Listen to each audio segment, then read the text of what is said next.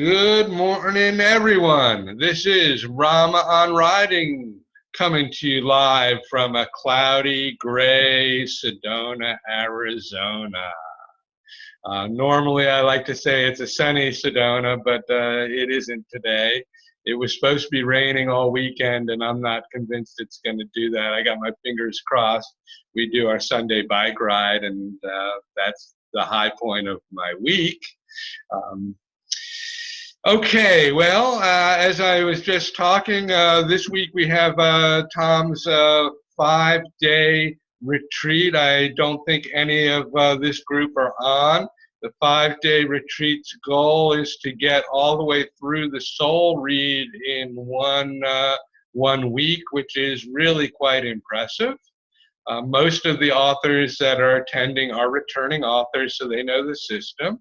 And they'll be working basically on their own through most of this. So I'll be curious to see what happens. Tom did say, hey, there's this gal coming along, and her husband's a mountain biker. So I called him, and I'm going to try to keep him busy while his wife is riding.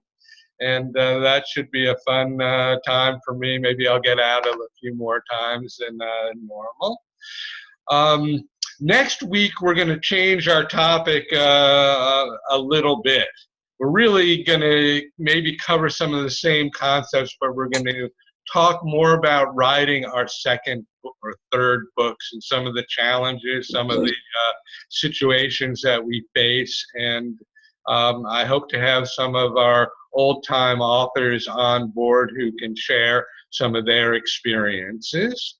I will update that.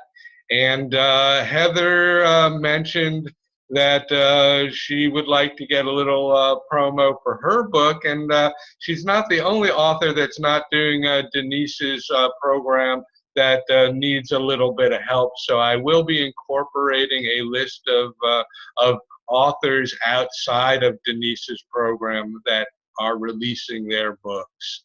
And I think it's a brilliant idea. I should have thought of it myself, but I've got my hands full and can't always remember everything. Well, today we're lucky to have Heather Harlow on. Her book was just uploaded, and I mean by the skin of our teeth. Last night I re-uploaded the print version, and I think she uploaded her ebook version as well. And so I know that the Kindle is available right now, and the print version should be uploaded and ready to go as well within a few hours, I suspect. So for some of you who are looking at launch dates, this is not the way I like running a system. I like having breathing room.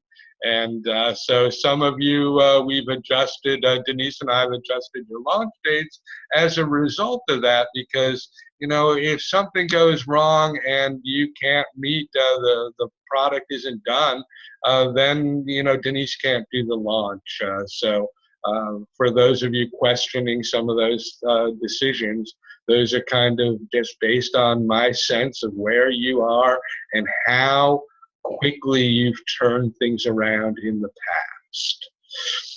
Well, we're going to get to our interview, and my first question always with the author is, who are you? I mean, tell us a little bit about who Heather Harlow is. The real Heather Harlow is. Wow. Well, I work in IT right now as my day job to pay for my book publishing. And I have a couple of dogs. I have a 13-year-old golden retriever. He just turned 13 a couple days ago. And a puppy, Jack. He's 5 months old. He's a black lab mix. And I have a couple of cats. So I live in the Atlanta, Georgia area. And I've lived all over the country, and I've traveled all over the world. So I haven't been to the Orient, though. The Orient, those are some of the places I want to go to. I want to go to New Zealand specifically, and the Orient, like Thailand, because I really want to go scuba diving there in Thailand. I have an advanced scuba dive certificate as well from my time when I lived in the Virgin Islands. So those are some of the areas I haven't been to. but most everywhere else. And that's kind of what I do. I telecommute, so I get to work from home. I don't have to deal with traffic. I think if I had to deal with traffic, I don't think that I could do that. I would have. I just wouldn't happen. If I ever have to get another job and I have to commute, I just don't know what I'm going to do. So that's why I'm really hoping that this writing career really takes off, so that I can, quit this job that I have when the contract is over, I can be done, and then just, do full-time writing. So that's the goal. Have you written other things before this book? I mean, did you consider yourself a writer? Is this something new in your psyche, or is it something that you've really wanted to do for a long time? Well, it's definitely something that I really wanted to do for a long time. I've kind of always considered myself a writer. As long as you're writing, you're a writer. Whether or not you publish anything is something completely different. So I definitely have wanted to write books since I was about 11. I wanted to write books and be an author. And so I've always written in journals and diaries and things like that. And when I moved to the Virgin Islands, and I think somebody asked which one, St. John. I lived on St. John. When I moved to St. John, I moved there for the sole purpose of I'm going to become a writer. And this was back in 2001. So I was going to be a writer, and that's why I was moving to St. John. I was going to get a job and work, but it had everything. Everybody says you got to have a nice tranquil place and all those paradise to be a writer. Yeah, well, that didn't work. I just partied too much. So but I did end up coming up with tons of stories and storylines, and I would get through about the beginning of the storyline and the outline and know what was going on, and just 500 million ideas would hit me again, and I couldn't get through one. So I have tons of ideas for stories, and it wasn't until I went to the Tom Berg seminars, the first ones I went to in February of this year, that I found out I wasn't the only one that had that problem. So it's like, when I was sitting in that room in Knoxville and he was talking about that, it's like he was talking directly to me. It's like, how do you know this is what was happening to me? And so that sold me right there. So I was in after that, and that's when I started becoming an author. Sounds good. I think that you're quite astute. I think many of us have been in that same position where we've wanted to write, we've tried, we haven't gotten very far. So Tom's method certainly does help us get completed with this. Okay, Heather, tell us the name of your book and what it's about. I'm going to share your cover so that people can see it. And then, just give us a little insight into what the book is about. Okay. All right. The name of the book is The Argon Factor, and it's an introduction. It's the first book in a series about the Argonians. They're aliens from the Baldricon universe, and their planet Argon was destroyed when one of their suns exploded. And when the sun exploded into a supernova, it became a black hole. That's what happens when suns explode. So they had to find a new home, and they had been for many, many years scouting other universes and looking for other planets, and they had already found Earth, so they knew that Earth existed. This book is basically your introduction to them coming to Earth, and it's a story about about this independent woman in the future. It's 165 years in the future, and this independent woman, Susan, she goes by the rules of society and what they are 165 years in the future, which is very few people get married. They don't even have relationships. It's mostly everyone is a single parent, and the majority of the women go to fertility clinics to get pregnant. So she's extremely independent, has found this great new job with this high-tech security firm. The world economy is just now coming back from gang wars that have really ravaged the entire world. So the cities are trying to rebuild themselves. The monetary supply is just now becoming digitized, and she's working for the security company that controls the world's money supply, since people don't use money, physical money anymore. It's all on computers. So so she's at this company, and there's been a data breach. So so while her team is trying to fix that data breach, people are being killed, and she finds herself in danger and finds herself having to depend on this man, of all things, to have to depend on a man. So she's a little put out about that, but there's nothing else that she can do, because she literally, her life is in danger, and she just doesn't have a choice. And so she goes along with it, and little does she know that he's actually the Argon alien commander on Earth. And the Argons, they look like humans. They're an advanced species of humans. So we're kind of the prehistoric version of them. And their desire is to integrate with us on Earth and make Earth the home for, you know, all of their people. They've sent out messages to all their colony ships, and all their colony ships are coming in to the planet. So yes, it is somewhat of a love story, and yes, there is sex in there. So definitely be prepared, and you know, close the doors while you're reading it, or don't let people read over your shoulder, or whatever. Whatever makes you comfortable when you read stuff like that. But yes, it is somewhat of a love story, because you know, she's taken by this guy that is like this fairy tale thing that's happening, and it's like, this just doesn't happen.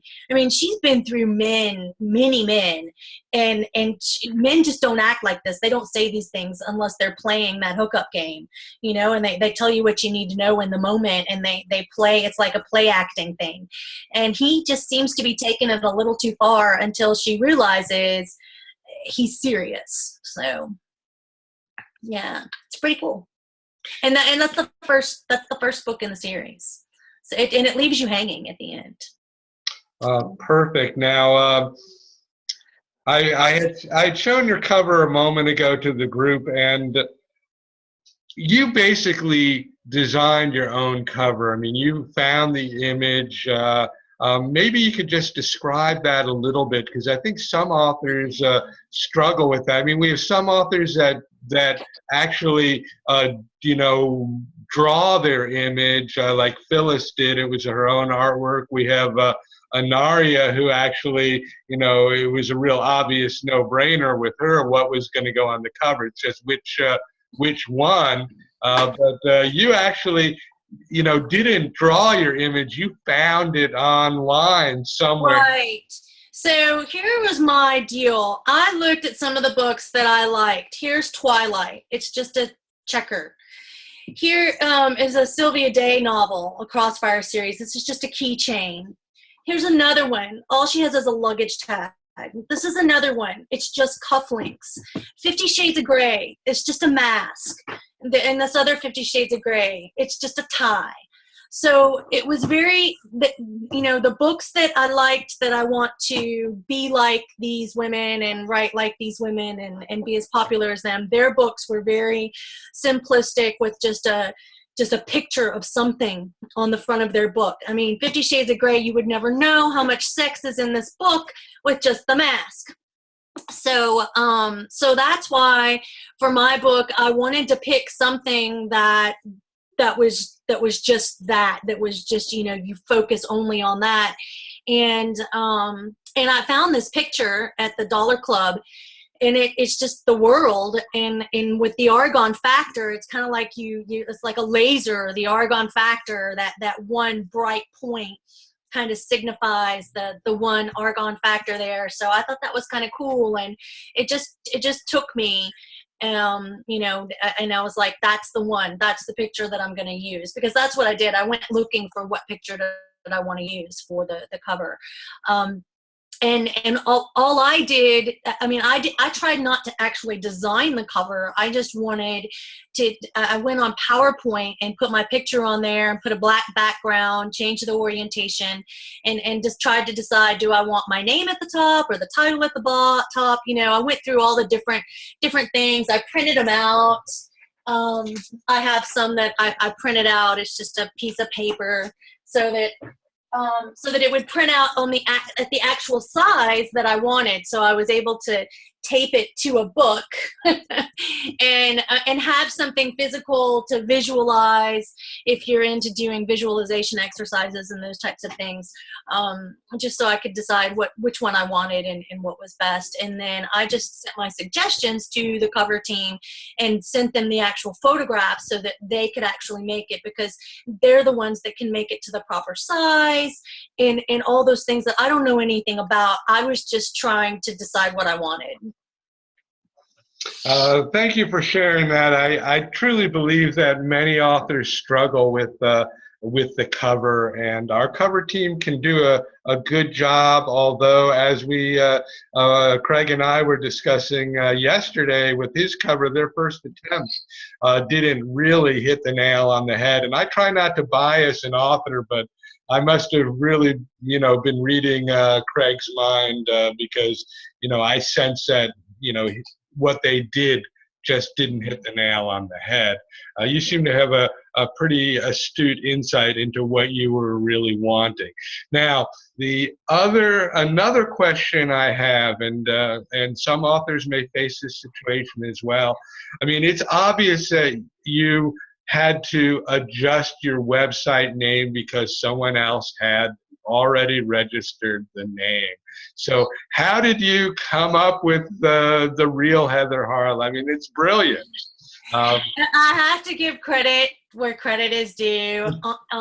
Andrew Reyes is a colleague of mine at AT&T, and I was telling him that, we were instant messaging, and I told him that it was gone, that, heatherharlow.com was gone, and I was going to use heatherharlow.net and have it go and have it go there. And I needed to buy a .com website, and I just couldn't decide what to name it, that kind of thing.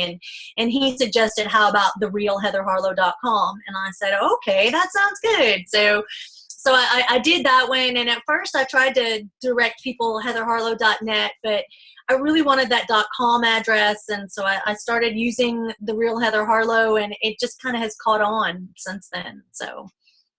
To me, it was very brilliant. And he's brilliant like that.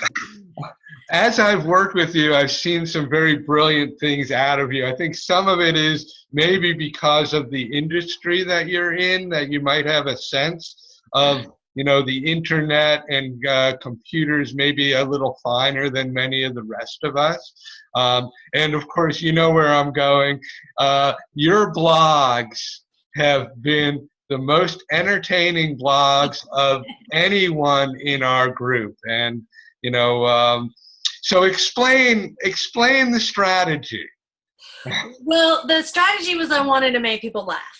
So I want to make people laugh, and there are some people that when I'm around them and I tell a story, it doesn't matter what story it is I'm telling and what happened, somehow I'm able to make it funny and they laugh.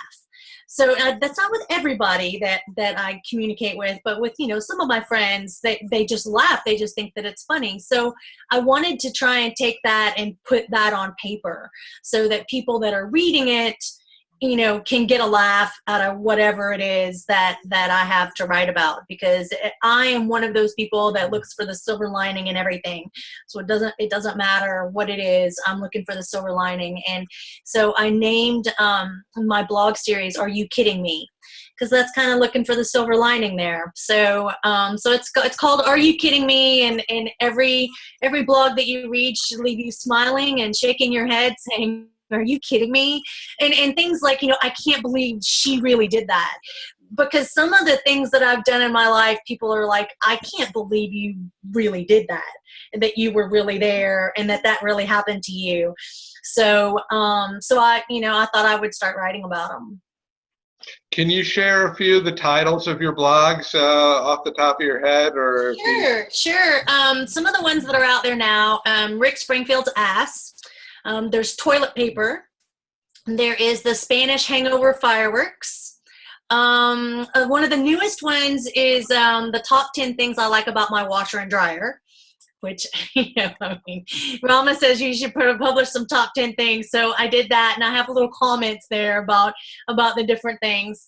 And then another one is My Legs Are Broken. That one is about the first in the series about the plane crash. So there's two more in the series about the plane crash. One is called The Knight in Shining Armor, and the third one is Don't Cut My Bra. And then let's see, what else is there? Oh, there's the Dalai Lama's armpit hair. That's coming. That one I haven't published yet. That's because I published the toilet paper one so soon. I wanted to spread out the ones about India a little bit. And so those are some of the ones that are coming. So I just want to reiterate the brilliance of this. Heather has done two things that really strike me. Number one, she's named her blog, okay? One of my big pet peeves is that when I see something that just says blog, it really doesn't do anything for me. I might click it, I might not, but if it had a name connected to it, that is going to inspire me to click through, okay? This could just be a Rama pet peeve, I don't know, okay? The other thing you've all gotten, that's why I asked Heather to kind of give some of the titles, is that when you read a title like what Heather, the Dalai Lama's armpit hair, and specifically, I mean, you want to see what the heck is this woman talking about. I mean, it's a real story. It tells you these are true adventures, right? So when you read these titles, you're like, a true adventure. What? Yeah, that's what I want them to think when they read the title. It's difficult for many of us to step outside of the vanilla-ness of life, okay? And Heather is a wonderful role model for this. And, it's like she's very fearless in this approach, and I admire it greatly. I mean, the first title I saw, I said, oh my gosh, this is what I've been talking about for, until I'm blue in the face and nobody has gotten it. And I don't even think Heather even heard me talk about it. Oh, no, I did. I heard Rama said to name your blog. So that is why I came up with a name for my blog. I do not take credit for that. I take credit for the name, but you told me I needed to name it. So I have a book blog, which that's named, and then Are You Kidding Me? I have ideas for another blog called, Naughty But Nice, or, something about, super taboo, and have a page that says you must be 18 to enter kind of thing, and have some really risque blogs. We'll see about that. But yeah, in the titles, everybody said in that when we were learning about doing the blogs, I'm told that we needed to blog during the beta group sessions. One of the things that Tom reiterated was make sure your title is catchy. So I listened. I tried to make it catchy. As I say, you've done an amazing job, and I hope that others actually hear what you're saying, because I think that this can help all of us move ahead, is if we kind of step into the controversialness of our own being and not try to hide. Which is our, I think most of us, that's, who we are. We don't want to step out into the limelight, and we struggle with that. That's why we're writers, want to stay home and write and, publish a book and kind of let it sell itself and not do the marketing components. Okay, so then the next question is, tell us a little bit about your social media. Well, I'm just figuring out Hootsuite posting on Instagram. I have Hootsuite I use to manage most all of my social media. It's my Facebook page, both my Facebook page, my personal Facebook feed, Twitter, Instagram, and my Google Plus account. So those I use Hootsuite to schedule my tweets. I follow the Denise method. I don't follow it to the T. I have adjusted it for me and what I think is appropriate. And I think that her method sends out 7 tweets a day for 7 days a week, and I've adjusted mine to, I think, 4 or 5 tweets a day. And I make sure that, like, every morning the tweet that I send out is an inspirational quote that I've quoted from somebody else, or an inspirational quote that I've come up with that I say. So the morning tweet is an inspirational quote, and I post that always to my Facebook page, my personal Facebook page, and Twitter and Google and everybody else. And then the next one after that is a video promo. So I made a video promotional thing for my book, and each of those slides in there, I made those slides into a tweet as well. And so I do that one at noon, and then at 4 o'clock I do just a regular book tweet, and then at 7 o'clock I do a sexy book tweet. So it has to be something provocative at 7, in the 7 o'clock hour. And then at 11 o'clock is another book tweet, and it may or may not be sexy, I don't know. So that's what I do, and I keep a running list on a spreadsheet of what I've tweeted when and the hashtags that I use, so that once I get everything tweeted once, I can go back to Twitter and get that pick Twitter address and paste that into my spreadsheet, so that then I can upload it into Hootsuite and have them, loaded automatically. So that's what I'm going to do. And then once my book is hard released on Tuesday, starting Tuesday, the link that I'm going to have in my tweets is going to be the link to Amazon, to take them directly to Amazon to buy the book. I'm not going to take them to my website anymore. I'm going to take them to Amazon, go buy my book. But then again, I also I take that back. I have a web page that I created that's just buy the book web page, that's only about buying the book. And I have 2 Amazon buttons in there, and the back cover text that tells about the book. So they do go to my website, but then I give them 2 buttons to press to do that. So it just depends on what text I'm going to use in the tweet, buy now at, and put the link there, or, they could go to my website. I don't know. I haven't quite decided that, but I will. So that's what I'm trying to do is get those things tweeted out and get some activity going. I've hired Linda Barnett to help me in getting more people on Twitter and getting a higher following on Twitter, and also to do some blog tours. Part of my other social media is I've hired another company called Sensual Promotions to set up some blog tours for me as well. They're supposed to set up 15 blog tours, and they're going to tweet for me and tweet about my book for a month. And they have about 10,000 followers. So it's Sensual Promotions, so it gets that erotic side. Type of my book. And a blog tour is just simply you go to other people's websites and they post, about you. Some people do interviews and they interview authors, and that's all they do. So the interview is just an excerpt of questions that you've answered in your picture. Some people have special blog pages on their website for guest bloggers, and they advertise to their followers about you coming. So it's kind of different from going to a bookstore and signing books. So those are the social media things that I've been trying to get going and trying to manage as well. So I spend a couple hours each day working on those.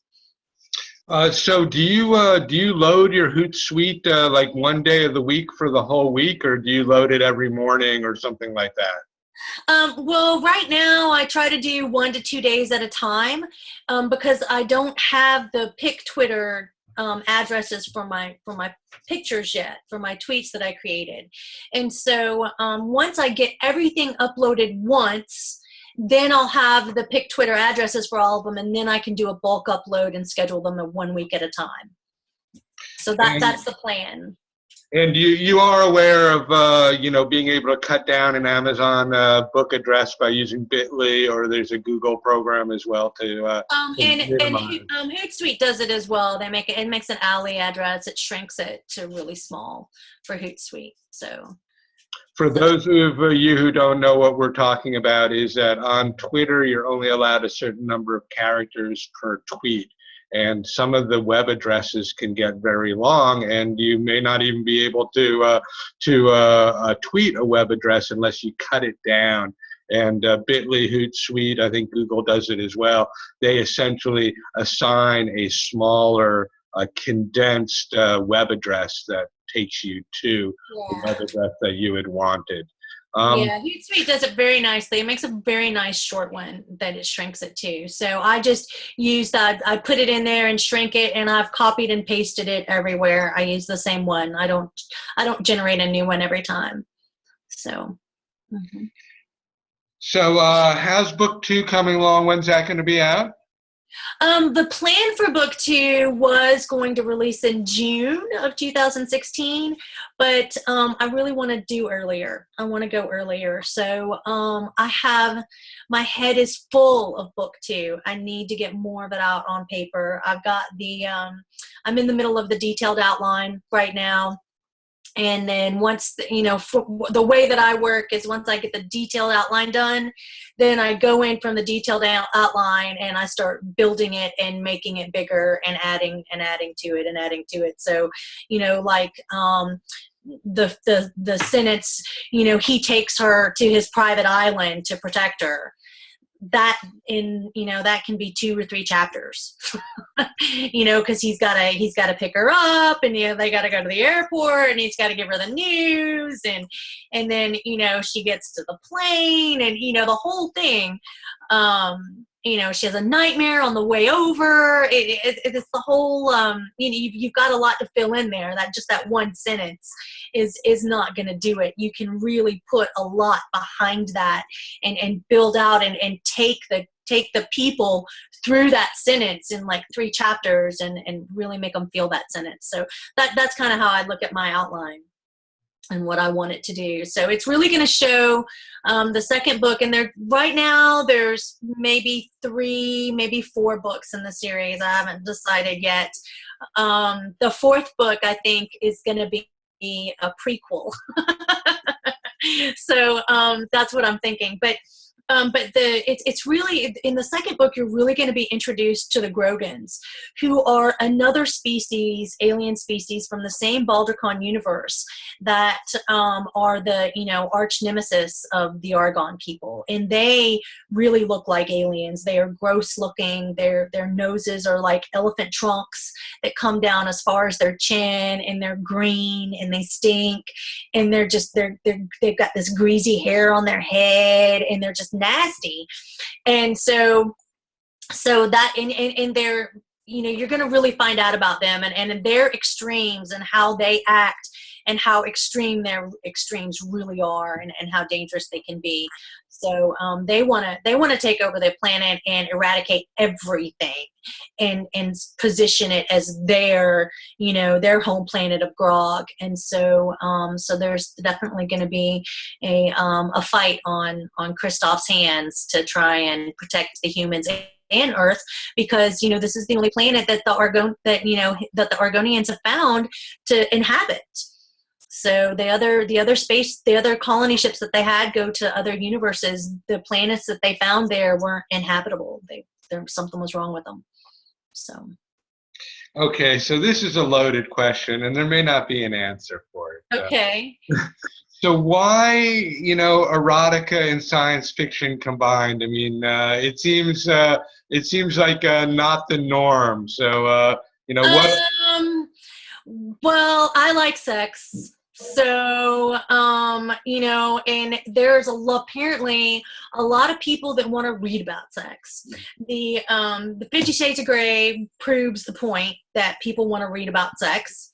And even the Sylvia Day books, I mean, her books, the Crossfire series, there's sex in there too. So, and then if you read a lot of the historical romances that are out there, people think historical romances are just fluff and BS, and there's a lot of fluff in there, but there's a lot of sex too.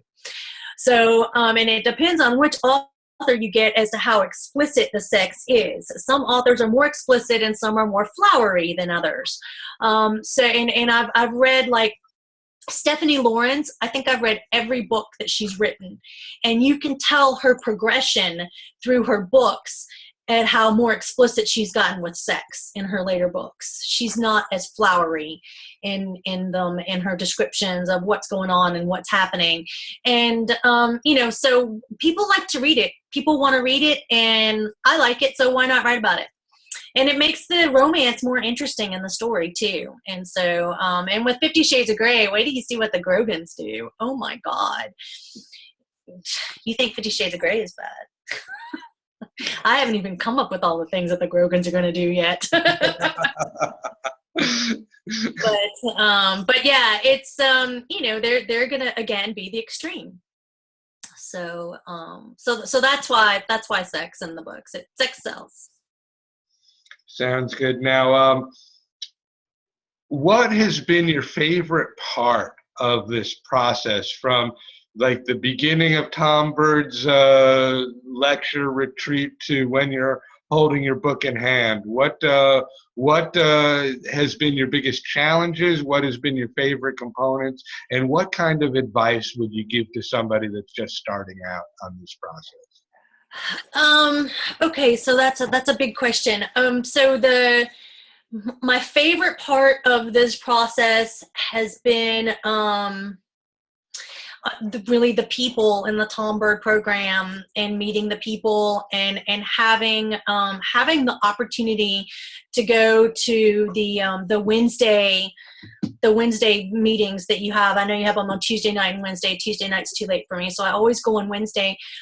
Just having that community of authors and being able to hear other authors going through the same thing that I've gone through, or going through things before I go through them, was tremendous. It was a tremendous help. And, and I've made definitely some lifelong friends through the program, and just being able to share and being able to have someone to talk to about it that's going through the same thing that you're going through, was just, to me, that was my favorite part of the process, but besides actually getting it out on paper.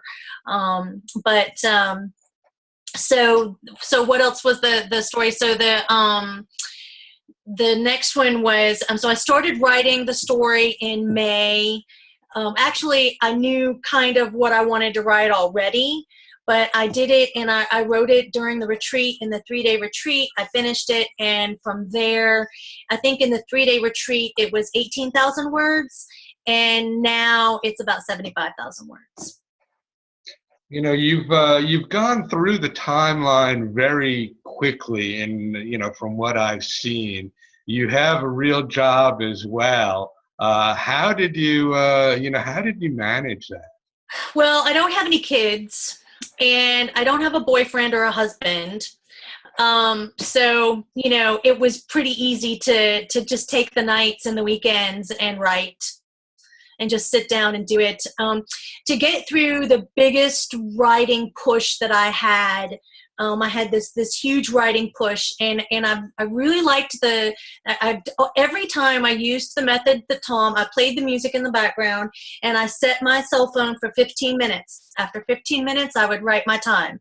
And then after every 45 minutes or an hour and 15 minutes or so, I would take a break and do something for myself. I think I gained 10 pounds when I was writing the stuff, because I bought a big, huge box of muffins. They're just great big muffins, and ice cream.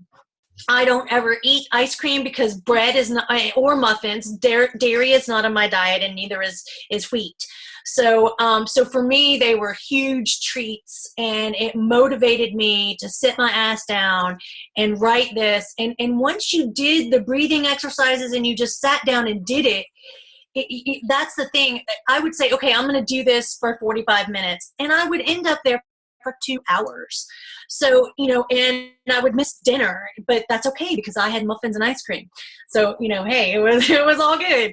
I was not hungry, but that's the thing the advice that I would give to the authors, even if you're only going to write for 15 minutes, or if you only have 30 minutes, sit down and just do it. Just do the breathing, get into it, set the music up, and just write for that 15 minutes. It's done. You take your word count, do it another 15 minutes. And if you don't have any more time to write, stop. But hey, usually by the time you've gone through that second 15 minutes, you're ready to go. And the next 15 minutes is easy peasy.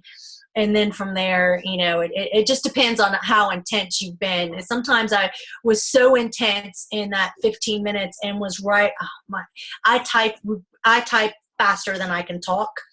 So sometimes my 45 minutes would be so intense and so many words, I had to take a break. I had to get up and go and eat something or take a break or whatever.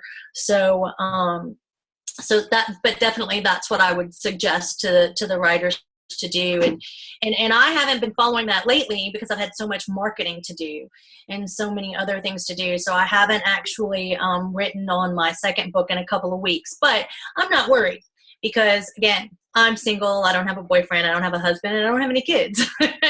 So I usually don't have a whole lot going on, and it's easy for me to, take the time to do it at night and to spend time on the weekends writing. And I'm confident if I can write it in Tom Bird's 3-day retreat weekend, I can do it on my own. That's just I have the confidence that I can do that. So. Tell us what it's like to actually, I don't know if you really have yet held the correct copy of your book in hand, but you have. Well, this is the proof that I got. So what was it like when you actually opened that envelope? I was just like, wow, this is it. And then I picked it up and I was like, oh, damn, it's not as thick as I wanted it to be. I wanted it to be thicker. So, and so then I started looking at the other books from the other authors, and, they legitimately wrote more words. Their typeface is smaller than my typeface. So, so they legitimately had different words. And I think my size is that 5x7 size. I don't know exactly what that size is, but it's the 5x7. It's the if you buy the paperback of 50 Shades of Grey, it's that same size. But Sylvia Day, her Crossfire books are also that size, and the majority of the Eclipse books, the Twilight series, those were that size as well. And I've also, one of my favorite authors is Sophia Kinsella, and a lot of her paperbacks are that size too. So so that's why I picked that size paperback. Just to tell everyone, it's actually a 5.5 by 8.5. Okay, thank you. I couldn't remember exactly what the size was, but. And I think that you did choose 12-point font, but you did comment that some of the other books that you're looking at were smaller, maybe 11. Right.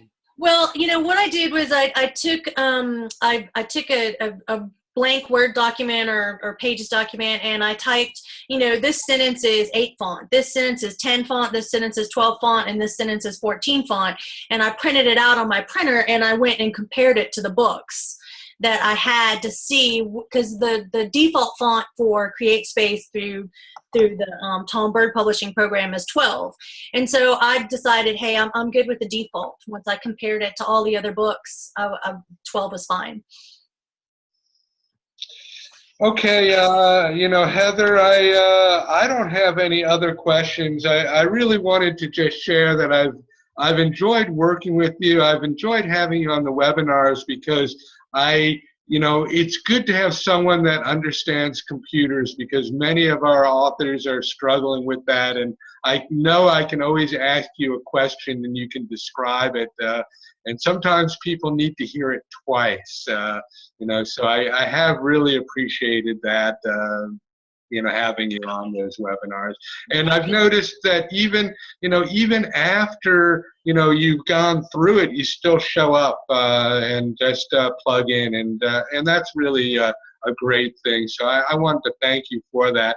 At this point, if people have questions or comments for Heather, you can either unmute yourself or you can wave your hand and I can unmute you. So the floor is open.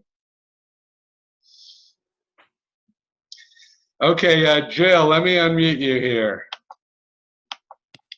Well, thank you so much, Heather. I really enjoy hearing you speak. Could you talk a little bit more about your formatting, how many pages it was, why you chose the formatting you did for your genre, or if it did play a role? Yeah, formatting, I looked at the other books that I like that are kind of in the erotic fiction area, and so that determined the size of the book for me.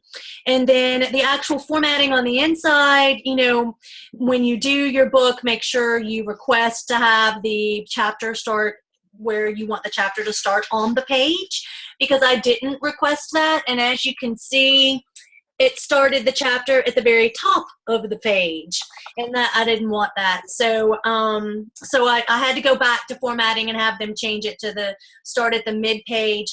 And I think my book came out to be 251 pages, and I used the standard 12-point font.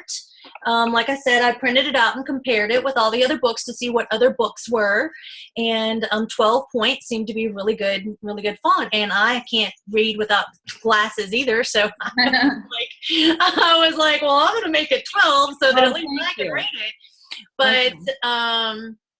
But yeah, so that's why I chose the 12-point font, because some of these others, some of these books that Sylvia Day wrote that are really thick and have a lot of pages in them.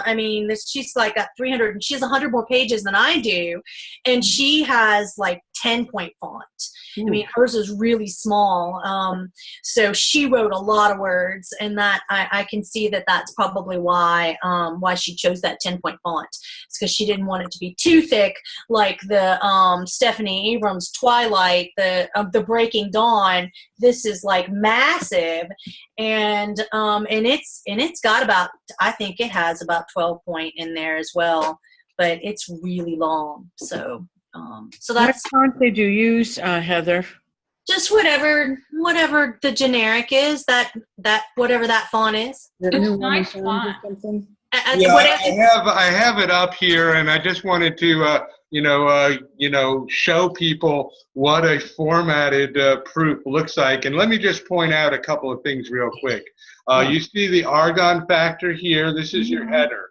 On one side, generally you have the book title, and on the other page you have your author name. Now you'll also notice, and a lot of authors get really confused with this, you'll notice that on the left-hand side, this margin here is bigger than on the right-hand side. This is a right-hand page, okay? The left-hand margin here is called the gutter. That's where the book opens up. Okay, so when you go look at your proof, the left-hand one is going to have your margin on the right-hand side bigger, and your right-hand page is going to have the margin on the left-hand side bigger. You'll also notice that it's blocked here, so both sides of every sentence are even, and a lot of authors don't understand what blocking is. Here's the next page. You can see Heather Harlow is on in the heading, and on the right-hand side you have your margin bigger than on the left-hand side. So this is a gutter. This is where the book opens up. Let me see if I have a chapter. Now Heather did put some lines in hers to break things up, although we had a couple of them where the line ended the page, and we had them remove that as a result that it wasn't. It was the end of the chapter. It was the end of the chapter. So, and that the line was there, so that was okay. But one of the things I tried to take as much of the default that was available. So, I mean, whatever the default was, I checked out the default first. That was my first choice, whatever the default was. But word to the wise, when you do your book, make sure you choose the ivory colored paper. The what paper? Ivory. The ivory. It's actually called cream, but yeah. I'm sorry, cream. Cream. Do not choose the white. Why is that? Why, Heather? Because the white looks awful. The white looks awful. It's not good. Every book that I've opened, not only does the cream look better, but the actual pages of the cream feel different than the pages of the white. And what's the difference in the texture? The texture feels more real. It's a little. It seems a little thicker. It seems nicer with the cream color than with the white color. I've seen a couple of the books from Create Space with white, and I don't like the white.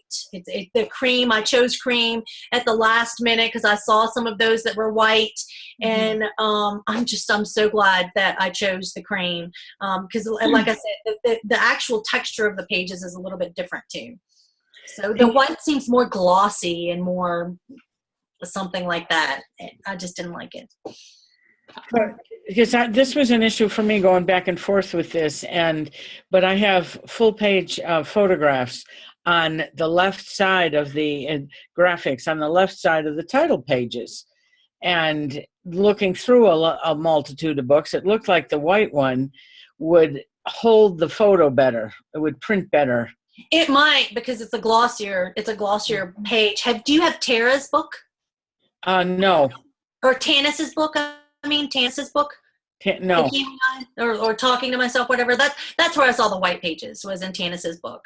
And there might have been another one, I can't remember. But yeah, you might want to check that out. I mean, and again, it might be better. But the thing is, once you order white and you order the proof, if you decide, hey, I don't really like that, I want to try the cream, you can have it switched to the cream, and then you can order a proof of the cream, and then you can decide.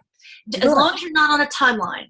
I mean, as long as you are willing to take the time it takes, because there's changes that's a change that has to be made. So that's going to take more time in your timeline.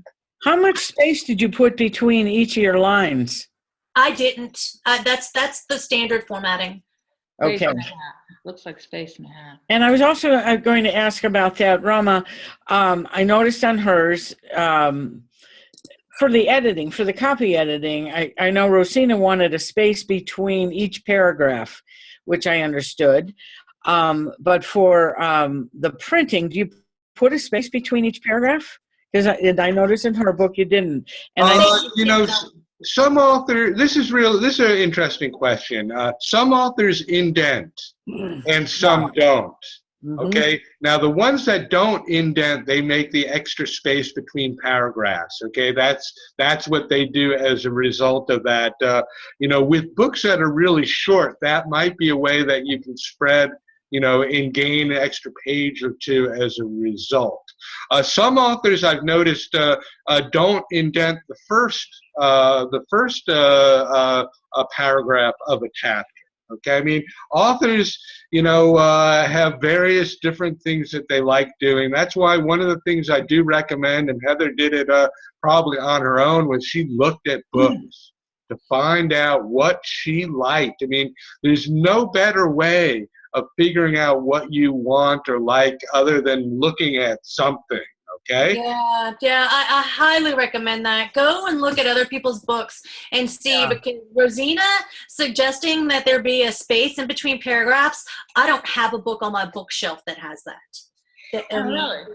Now, hold on a second. Rosina sometimes does this for readability of an editor, not as a reader. Okay, so there's two components here, because we do want to make stuff easier for the editor to manage and navigate. I mean, if they struggle, it takes them more time, and if they're struggling, they may not, they may have a bias because of that. We don't want to to I create. had that happen. I had that happen with the style editor. The style editor did not, I didn't correct my grammar in the book before I sent it to the style editor because I'm waiting for the copy editor to correct my grammar for me. There was way too many mistakes and I didn't have the time to screw with it. So the style editor, because I had so many grammar mistakes, she was overcome and could not properly provide me with a good edit of it.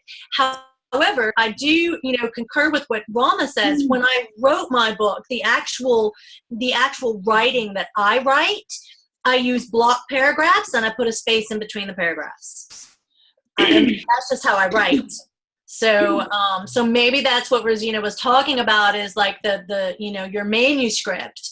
You do block paragraphs and put a space in between paragraphs. I know I did that. I have to do that so that I can read it. So I can totally understand her needing to be able to read it more with ease that way. But as for reading an actual book and what the actual printed word looks like, I prefer the indents of the paragraphs like they've had it. I just want to say something, and it just dawned on me. I mean, I guess working with Rosina, I kind of sensed a little bit of what was going on with some of her comments that way. But I think that when Rosina works with people outside of a program like ours, she needs to set the manuscript the way it's going to be formatted. Okay, we rely on the formatters to do that.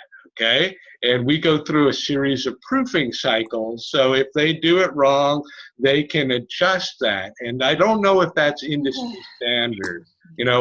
What I have noticed is that in other programs, author house type programs, they charge you an awful lot for proofing cycles. And, they're making money off of those cycles because the people that are doing it don't charge them that much. They're kind of raping you across the coals, and that's why some of these programs, you don't see the hidden costs until you're there deep into your pocket.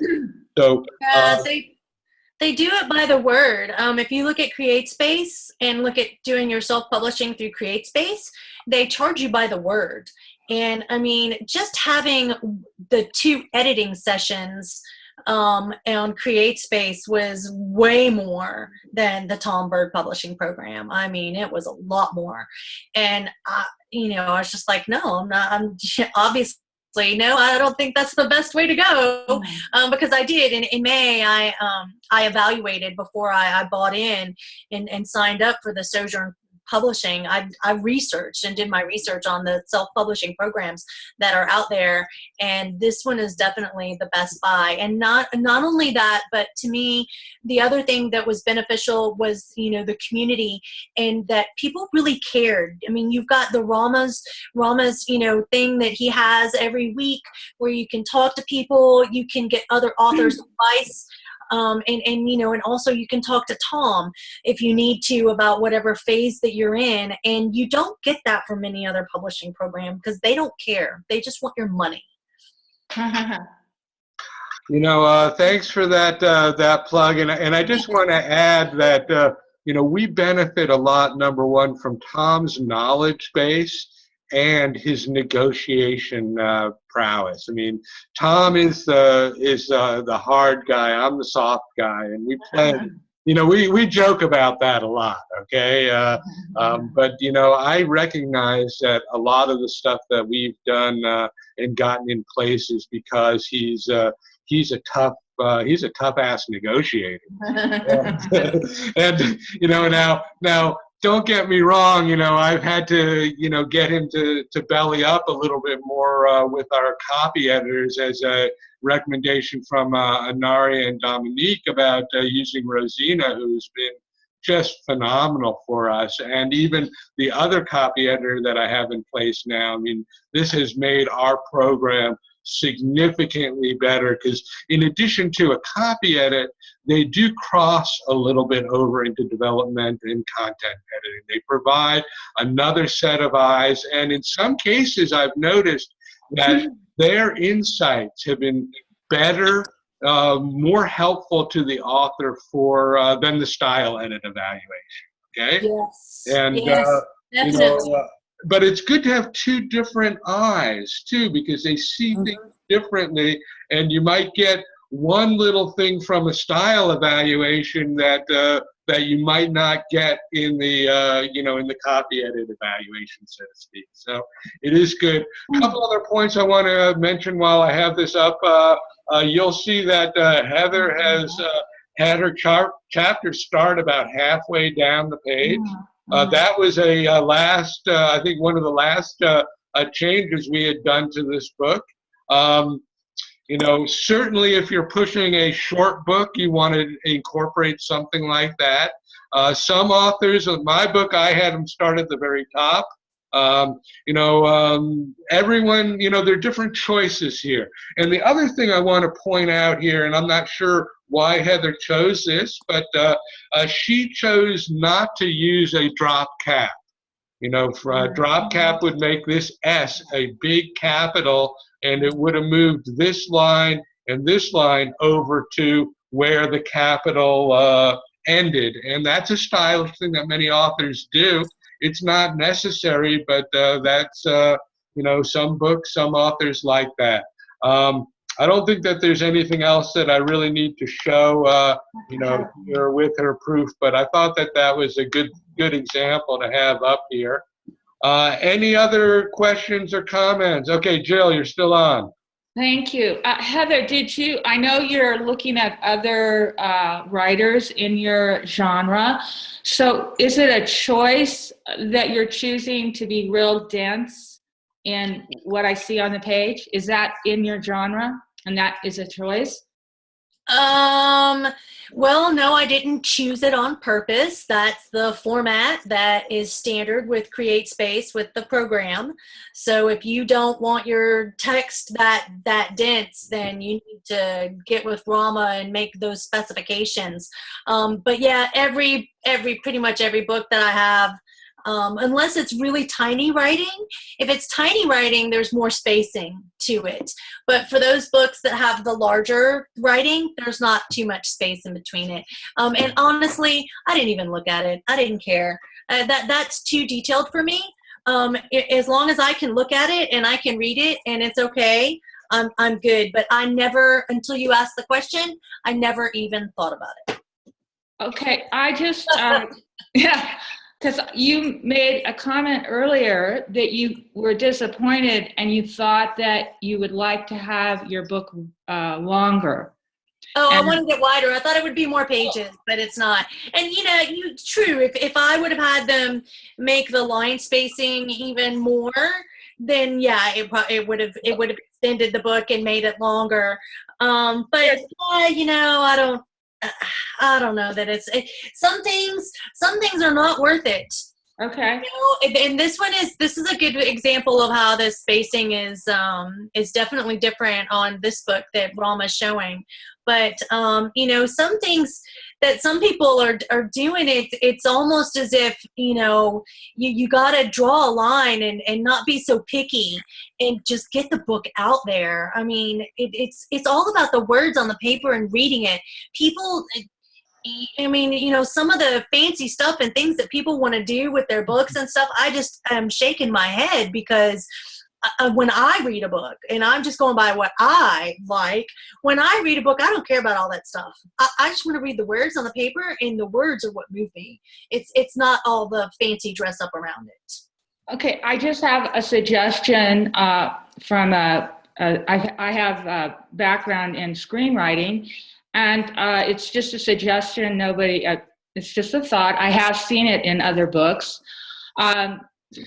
You can take your dialogue and have it just separate it and have it on one line. And that way your book will be longer, and also it's easier for somebody to read it, to get a sense of the dialogue and then get a sense of description.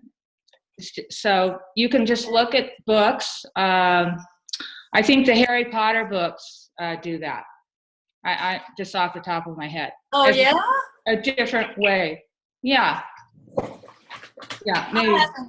I happen to have all of those. Well, take a look. I have one too. Hey, while I have this proof up, the normal space between lines is considered 1 point. Okay, this particular book is 1.15. Okay, this is actually one of my formats, and that's how how we set it up. And So, there's, Rama, is it too difficult to change the spacing between the lines? it may take a reproofing cost, which would be about $100 to do. I don't know for sure. So in the realm of the cost of the program, it's not a huge amount, but it could be done. I remember that one gal was matching a book that we just uploaded last night. She had another author who had written about the same amount of words, and when she got her first proof out, she noticed that it was about 30 pages shorter than the other author. And so what she did was she counted the lines on the page and said, look, I'd like to, instead of 33, I think she said, I'd like to have 30 lines on a page. Now, I don't know what they had to do that, okay? I'm not that professional. And the end product was that the two books were about 6 pages apart. One was like 278, one was like 272. So, it's not necessarily the length, more so than the readability. I mean, I never even thought about that until CJ brought it up. It just didn't occur to me to even look at the spacing between the lines.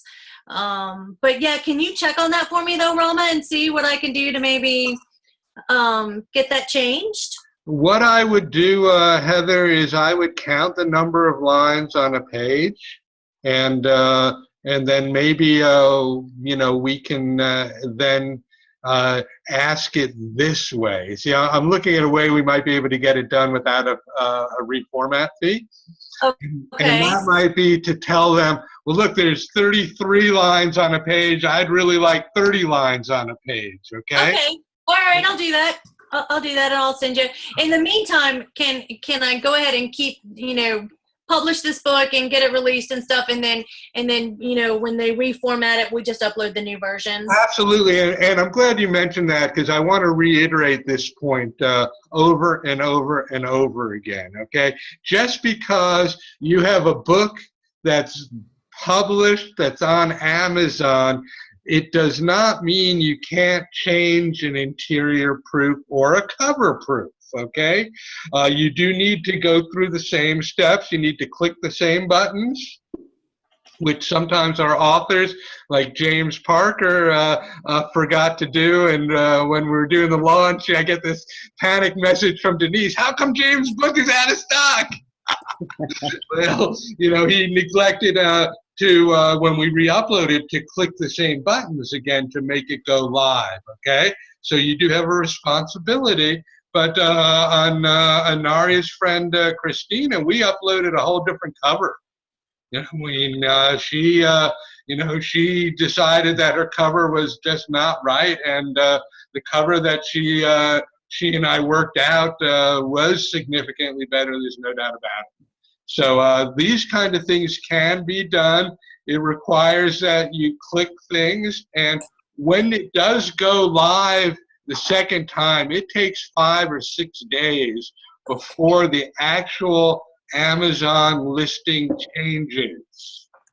Okay, just understand it is not, it's not immediate. So if you click it, it goes live, and you look at it later that day, it's still going to look the same. And then 5 or 6 days later, it shifts. Okay, so just keep those kind of things in mind. Yeah, Heather, do a count. Let's investigate that, because I think you do have another proofing cycle available to you. Okay, great. I'll definitely do that. I'll do that and see what we can do. Cool. Okay, any other questions or comments? So now, so she'll be able then to drop her chapter page down for this next proof. Oh, they've already done that. They already did that. That was what we did in the last go around, I think, or maybe the one before that. I've lost track. So did they already send you like a proof in the book form, and then you saw like, oh, I wish I would have pushed Yes. this down? Yes, that's exactly what happened. That's why this version that I have has the chapter starting at the top. But Got what it. Rama showed on the screen, it starts halfway down the page because that's the new version. Okay, good. And just to clarify, because the way you asked that, I think there might be a misunderstanding. The team that formats the book has nothing to do with printing it and sending it to you, okay? What happens is that those proofs are literally, I upload those to your Create Space account, and Create Space is considered the print-on-demand fulfillment house. They print the book, they also fulfill orders, okay? So it's not the same company, just to clarify that. Oh, that's good. No, it's good to know all this. Yeah. Well, I could tell by the way you asked the question Yeah. that I needed to clarify that Well, I'm one. glad you did. I'm right in this place, so I need to know all these things. And I wanted to say that with your book, we don't really need to decide whether it's white or cream at this point. That doesn't enter into the equation yet. Oh, I see. Okay. Okay, I just need to know that when I finally do the upload and the spine is set. And ultimately, if you decide to change, like if we did it white and then you decided, boy, I don't like this white, I want to see the cream, it's a little more complicated because the paper thickness is a bit different, so the spine needs to be adjusted, but it's not that difficult, okay? Which is the cream a little thicker? Yes. Okay. It's a difference between 0.0025 per page and 0.002252 per page. And if you can guess, the only reason that I have those memorized is that I set your spines, okay?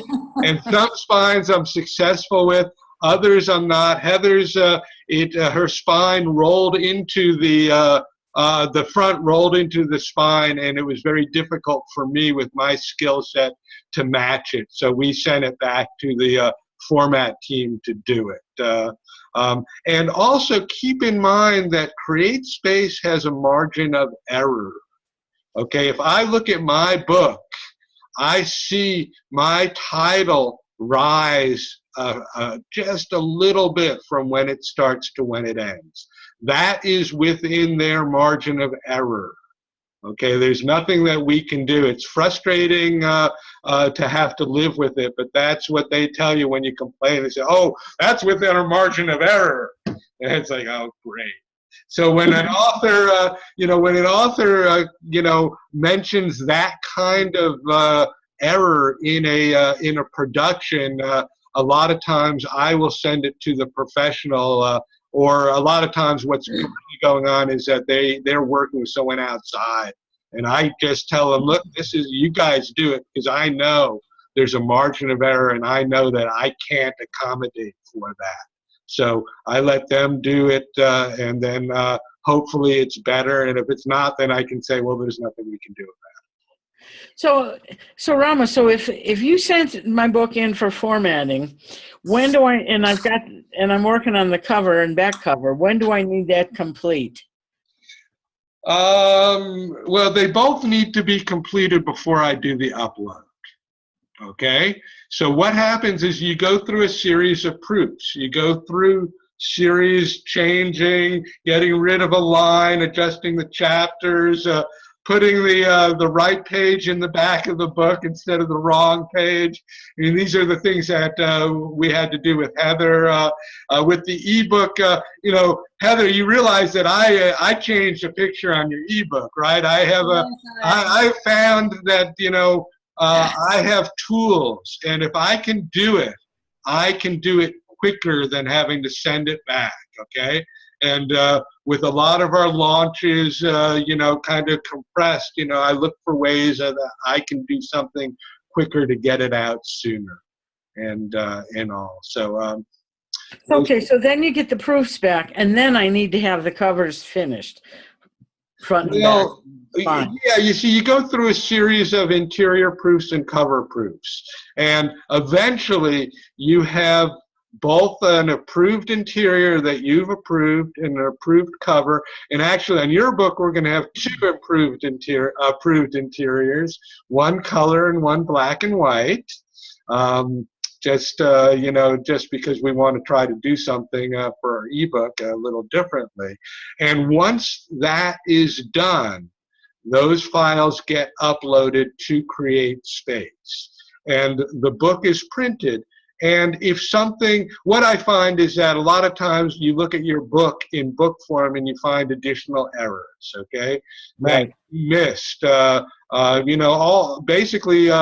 the errors that Heather had identified after she got it, she could have caught in the proofing cycle, but your eye is different. And what we did is we sent it back, we made those corrections, and then we re-uploaded it. So not a big deal, and it's great. And our program does include a good number of proofs, 4 or 5 of the interior and the cover. And as Dolores found out, I try to sneak as many through as I can, and they tell me, oh, this one's going to cost, okay? So I don't know. I act innocent and stupid, and something comes through without an additional charge, and if not, it's $35 extra, which is not great. Not a big deal. Cost. Yeah. Any other questions for Heather? Okay. So Heather, how long did it take you then to get, so you got the proof, now you've got this proof in hand, you're going through your final, all right, with the line changes and such. So now you're going to get that. They're going to give you one more proof and then you're going to run it, right? No, I've already uploaded it to Kindle. And Rama uploaded the book to CreateSpace last night, so it should be I should be available for me to order more proofs and to approve it. And I'm going to go ahead and approve it today so that it can be ready for Tuesday for my launch and let people buy it. And in the meantime, I'm going to count the lines and have Rama go back and change those, get them to change the number of lines on a page so that there's more space in between the lines. And what are you going to sell it for? Well, hard copy and ebook.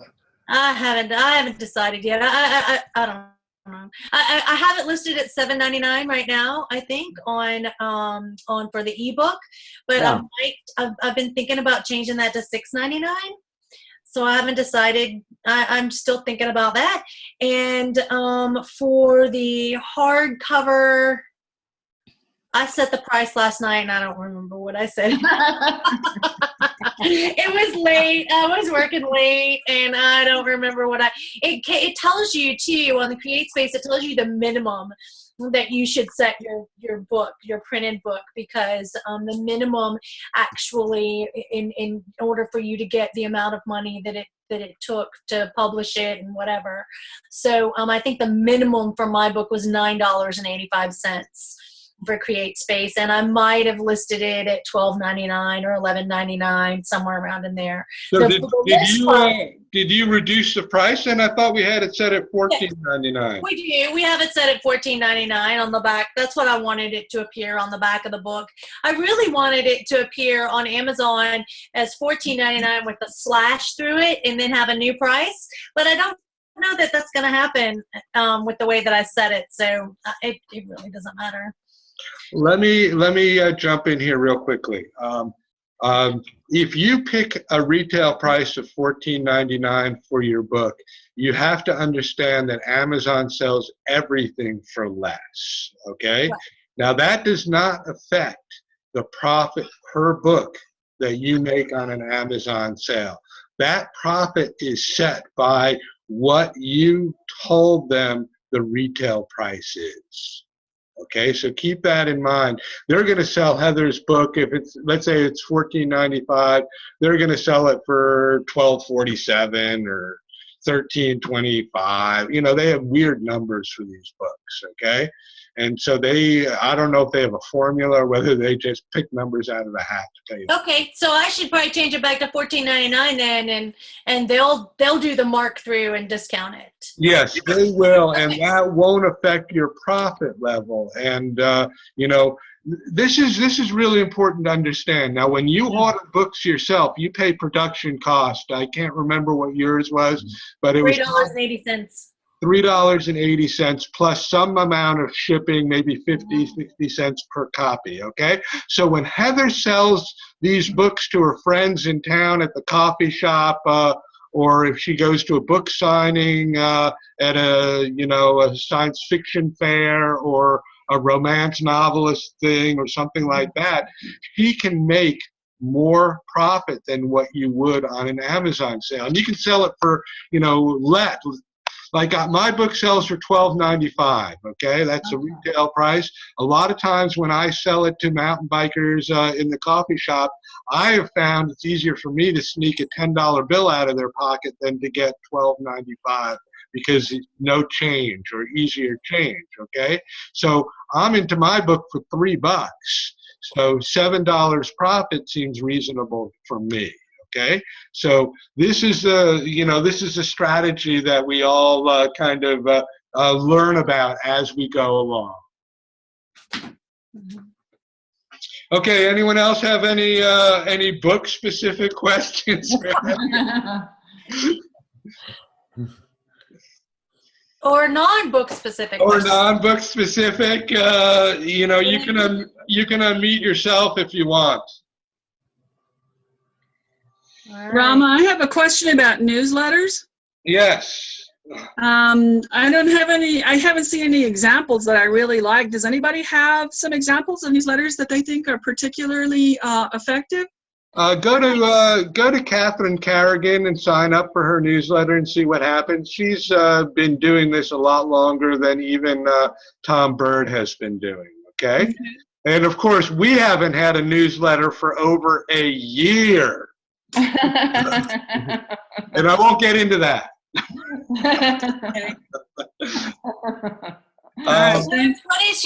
What's your email address, and I'll email you mine. I mean, I liked mine. I created mine in Constant Contact. I'll write it in the chat box. Yeah, No, do it this way. Go to therealheatherharlow.com and sign up for her newsletter. Oh, I can do that. Sure. That's not gonna get her a current example. Well, do it anyway. Yeah. I will. Sign up for me anyway, but go ahead and put your email in there, and I'll look for a copy of it and email it to you. And all I did in Constant Contact is I went in to create email, and then I picked a template, and one of the basic templates, and I adjusted it. I changed the colors. I changed the font. I made everything the way I wanted it. Okay, well, that's kind of where I'm at right now, but Greg just sent me this template in an email, and I can work right on that template, but it's like a blank slate, and it's just about as blank as my brain right now. Well, Constant Contact, if you actually go to Constant Contact with your login and your ID, they've got all kinds of templates and stuff out there that you can use for your newsletter and stuff. There's another website called Canva, CANVA. And they have a lot of neat little graphics and things that that you can use to create things. That's what I create my tweets on, is Canva. And I use my own pictures. It's free. And it creates a JPEG for me that's the perfect size for Twitter, so that when I post it to Twitter, the picture shows up with all the words and people don't have to click on the picture to read the words. Okay. Thank you. That's very helpful. And what is it called, Heather? I'm sorry. Canva, CANVA. Okay. If anybody needs to know how to use it or something, give me a shout. We can do a Zoom session or something, and I'll be glad to show you. It's really easy. There's a couple of tricks in there when you're using it to make sure that you save it the right way. Because I didn't save all of mine the first time around in creating them, and I made a couple of spelling errors. And the JPEGs that I created from them, you can't take those JPEGs and go back and change them. You have to recreate it all over again from scratch. So we're definitely make sure you save them in the right way so that you can go back and change them if you want. But the perfect thing is that you can create it the precise size that you need for Twitter. I know that Denise has a method where she tells you to go and create it in PowerPoint, and then you put it in Paint, and you change it in Paint to another size, and you've got to do some other cropping and some other stuff, and I just can't remember all of those things, and it takes so much time. Whereas in Canva, it doesn't take that much time, and you can create your you can use your PowerPoint to create yourself a background slide, and you can save that background slide as a JPEG, and then you can import that JPEG of that background slide into your Canva and use that to create however many slides with that background that you want. Okay. Thank you. Hey, Dolores, one other suggestion. If you go to Google and write in newsletter templates and hit images, you will see a lot of different things. I've done that, actually, and I found one that I was using, but it's pretty obvious that I need to collect some pictures and things to be able to transport them into or transfer them into the newsletter template. So I just have a lot of work to do in that arena. Well, just remember, gang, that it goes through a evolution, okay? So as you determine what you like, you can make these kind of changes. It's hard to have the first thing of everything be perfect. That's why our books go through a series of proofs. That's why your newsletter can go through an evolution as well. Jill asked for something that I have on my computer, some cheat sheets for social media. Well, I couldn't upload them to Facebook, so I said, oh, okay, I know what I can do. I can attach them to the constant contact document, and then on my next email going out early this coming week, those cheat sheets will be available for you all, okay? So, you can grow your system, and, everything evolves and gets better. Any other questions, comments before we go to breakfast here in Sedona? Hey, Heather, I want to thank you again. Give me, before we sign off, what's the name of your book, what's your website, what's your email address? The name of the book is The Argon Factor. My email address is heather@heatherharlow.net, and my website is www.therealheatherharlow.com.